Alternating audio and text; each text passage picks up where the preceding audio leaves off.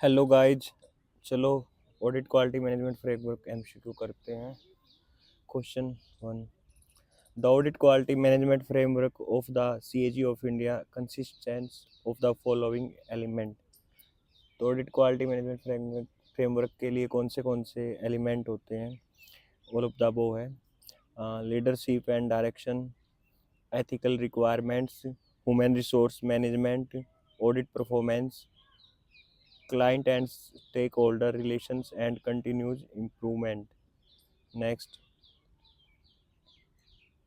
the element leadership and direction consists of the following four sub elements which are discussed below. तो जो leadership and direction के चार सब elements होते हैं वो कौन से हैं? All of the above answer है। Tone at the top, vision, mission, core values and auditing standard. Number three, strategic direction and planning. Number four, strategic audit planning. Next, what are the core values of SAI India? SAI India की core values क्या होती हैं? All of the above. Independence, objectivity, integrity, reliability, professional excellence, transparency and positive approach. Next, CAG of India has set up A dedicated policy unit. तो इसका answer आएगा strategic management की policy बनाती है CAG. CAG's auditing planning activity is primarily at two levels। तो CAG auditing planning के कौन से दो लेवल होते हैं? बोथ वन और two, strategic, functional. Next, quality assurance in strategic planning is enhanced by. तो क्वालिटी कंट्रोल एश्योरेंस की जो स्ट्रेटजिक प्लानिंग होती है किसके द्वारा बढ़ाई जाती है? ऑल ऑफ द वो है आंसर है। Number one, maintenance of a comprehensive database and information on the audited entities, transparent application of techniques and tools for selection of subjects and their prioritization. Second, senior management of IAID conducting brainstorming meetings with Director General, Principal Accountant General, Accountants General from time to time in respect of strategic audit and annual operation plan and risk assessment to select the subjects which address the audit concerns for high risk programs and activities. Next, technical inspection and peer review of the quality of strategic planning documentation along with the entire process of audit, i.e., performance, financial, and compliance. Next,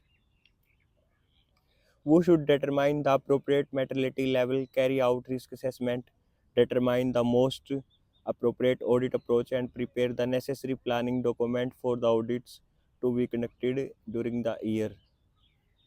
तो ये कह रहे हैं कि जो necessary planning documents की कौन करते हैं, मेटलिटी लेवल क्या निर्धारित करना है, कौन करेगा ये सब करेंगे। आंसर है इसका director general, principal accountant general, accountant general. ये तीनों अलग अलग नहीं है, ये ऑफिस वाइज होते हैं। किसी में डीजी होता है, किसी में पीएजी और किसी में AG. Next, characteristics of good criteria are. Good criteria की विशेषताएं क्या क्या हैं? All of the above answer है। Reliability, objectivity, usefulness, understandability, comparability, completeness and expectability। Next, while conducting audit quality assurance review of the planning process, it should be seen whether the planning process was। तो quality assurance का review करते समय planning process में क्या क्या देखना चाहिए? इसका भी ऑल ऑफ द अबव है। ये टाइमली होना चाहिए, comprehensive, based on sound judgments, appropriately documented and reviewed by suitably experienced staff। Next, where it may be necessary to obtain expert advice, particularly when the audit team lacks the necessary specialized knowledge. If skills are not available internally, SAI India may take a decision to hire the services of an outside expert। तो कह रहे हैं कि अगर कोई audit चल रहा है और साई इंडिया को लग रहा है कि यहाँ पे हमारे जो डिपार्टमेंट में है ऐसी स्पेशलाइज स्किल वाला बंदा कोई है नहीं, नॉलेज वाला ऑडिट टीम में, तो वो चाहे तो बाहर से एक्सपर्ट की सर्विसेज वगैरह हायर कर सकते हैं। तो इसमें ट्रू फॉल्स पूछा है, हाँ कर सकते हैं, ट्रू आएगा इसका। नेक्स्ट, प्रोसीजर्स इन assigning audit staff. Audit staff को साइन करते समय क्या क्या प्रोसीजर होते हैं, ऑल ऑफ द वो है।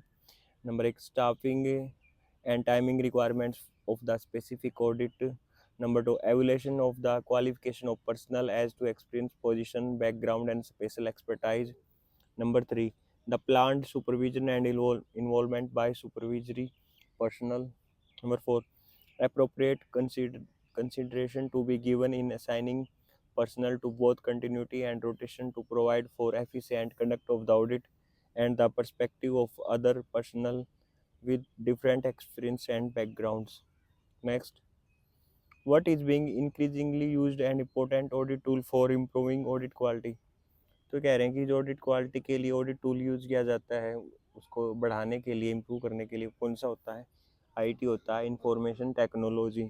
Next, the approach towards auditing in an IT environment should involve the following inter related process.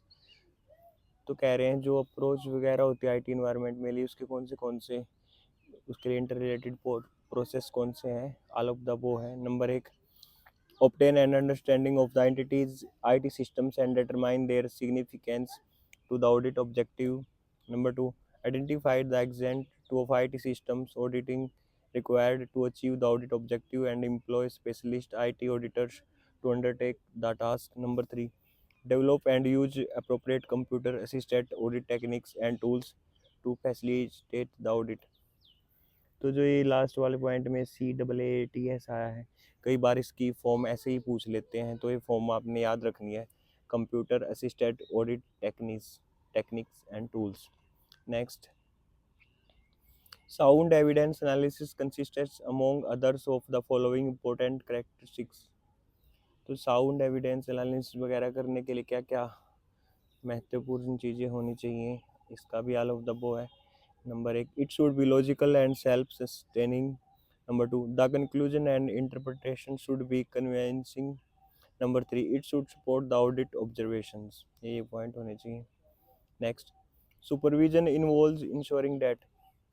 जो सुपरविजन करते हैं ऑडिट वगैरह का, तो क्या क्या इंश्योर करना चाहिए उनको, इसका ऑल ऑफ द वो है। Number one, the members of the audit team have a clear and consistent understanding of the audit plan. जो ऑडिट टीम के मेंबर हैं उनको ऑडिट प्लान के बारे में क्लियरिटी होनी चाहिए। The audit is carried out in accordance with the auditing standard and practices of the Sai.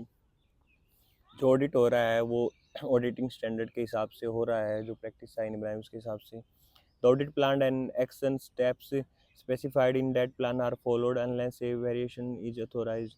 Audit plan में जो जो स्टेप्स वगैरह बनाए गए थे वो फॉलो किए जा रहे हैं। Working papers contain evidence adequately supporting all conclusion recommendation and opinions. जो वर्किंग पेपर है वो एविडेंस वगैरह को सपोर्ट्स कर रहे हैं और कंक्लूजन ओपिनियन बनाने में रिकमेंडन है। The auditor achieved the stated audit objectives. Auditor ने ऑडिट ऑब्जेक्टिव्स अचीव किया है। The audit report includes the audit conclusion recommendation and opinions age appropriate. Audit report में जो जो कंक्लूजन वगैरह ओपिनियन है वो उचित है। Next, review of work should be carried out at each stage of audit cycle as under. तो जो रिव्यू किया जाता है ऑडिट साइकिल के अंडर हर एक स्टेज पर वो कैसे होता है, उसके क्या क्या है, ऑल ऑफ द वो है, रिव्यू ऐसे किया जाता है। Number one, by the senior audit officer on concurrent basis when the team members include a particular stage in the field work। Field work में सीनियर ऑडिट ऑफिसर द्वारा किया जाता है। Number two, by the senior deputy accountant general या accountant general at the time of preparation of audit observation and draft audit reports. Draft audit reports बनाते time senior DAG accountant general द्वारा किया जाता है observe. Next, by the IAD senior management while evaluating draft audit reports and quality checks before approval of the CAG of India। तो जब CAG के approval के लिए जाया जाता है तो वहाँ पे IIAD सीनियर मैनेजमेंट द्वारा उसका मूल्यांकन किया जाता है, ड्राफ्ट ऑडिट रिपोर्ट्स का, और क्वालिटी चेक की जाती है CAG का अप्रूवल लेने से पहले। Next, The CAG of India should include in the audit report whatever he sees fit. However, certain information may not be freely disclosed, as when the national security or interest is involved. In this situation, the CAG may make dash including such confidential or sensitive material, but the same shall only be made available to persons authorized by law or regulations. तो यहाँ पे कह रहे हैं कि जब CAG audit report तैयार हो जाती है और उसको लगता है कि कुछ जो कॉन्फिडेंशियल और सेंसिटिव मटेरियल है, तो उसके लिए वो उन्हीं को दिखाएगा जो उसके लिए थोड़ा लॉ और रेगुलेशन है। तो उसके लिए वो क्या करेगा, एक सेपरेट अनपब्लिश्ड रिपोर्ट बनाएगा। ठीक है, next, for the peer to be eligible to review.